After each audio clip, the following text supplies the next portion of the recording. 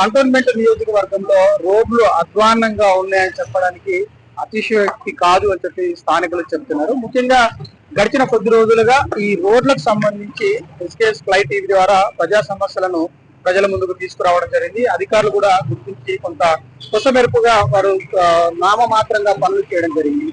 సాధారణంగా ఈ రోడ్లకు సంబంధించి ఇప్పటికే 2 కోట్ల రూపాయలు మేము ఖర్చులు చేస్తున్నాము, నిధులు కేటాయించాము. దీని ద్వారా రోడ్లను కూడా బాగు చేస్తామని చెప్పేసి బోర్డు నామినేటెడ్ సభ్యురాలు వాళ్ళ నర్మదా మల్లికార్జున ఒక వివరణ ఇవ్వడం జరిగింది. సాధారణంగా అయితే ఆ వివరణ ఇచ్చిన తర్వాత కాలం అయితే గడిచిపోతుంది, రోజులు గడిచిపోతుంది. అయినప్పటికీ ఈ రోడ్లకు సంబంధించి బాగు చేసిన సందర్భాలు ఎక్కడెక్కడ ఎట్లా ఉన్నాయో ఒకసారి మనం చూద్దాం. ఇది మనము రోడ్డు అంటే ఇది 1వ వార్డులో ఉన్నాము. ఈ వార్డుకు సంబంధించి ఈ 1వ వార్డు కంటోన్మెంట్ బోర్డులోనే 1వ వార్డు. ఇక్కడ ఉన్న రోడ్ల పరిస్థితి చూసినట్లయితే ప్రధానంగా పోలీసులు సంసారి బజారు అంటే ఇక్కడ నామకరణం ఉంది. అంతేకాకుండా ఈ రోడ్లకు సంబంధించి ఏ విధంగా గుంతలు పడ్డవి, ఏ విధంగా ప్యాచ్ వర్క్స్ చేయాల్సి ఉంది, కానీ ఇప్పటి వరకు ప్యాచ్ వర్క్ చేయలేదు.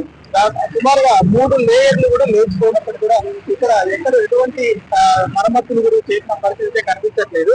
సుమారు అంటే ఈ రోడ్డుకు సంబంధించి 2022 జనవరి 2వ తేదీన ఈ డబల్ రోడ్డుకు సంబంధించి వర్క్ కూడా చేయడం జరిగింది. ఈ రోడ్లు అయితే కేవలం 3 సంవత్సరాలలోనే పూర్తి స్థాయిలో ఈ రోడ్లన్నీ కూడా బీటలు కావడం, లేదంటే టోటల్ గా కొంత పెచ్చులు ఉడికిపోవడం, గుంతలమయం కావడం జరిగింది.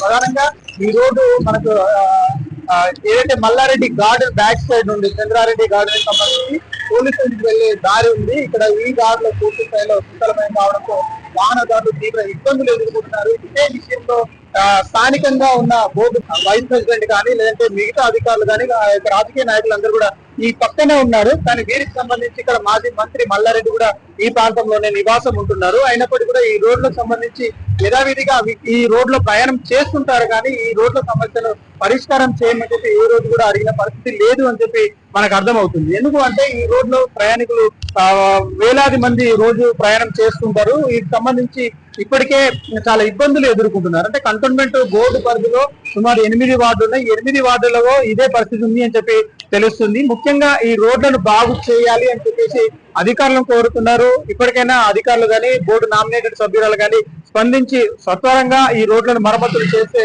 సుఖ ప్రయాణం జరుగుతుంది అని చెప్పి ఆశిస్తున్నారు. కెమెరామెన్ కిరణ్ తో Mahender, SKS Fly TV, Hyderabad. Please do subscribe to SKS Fly TV.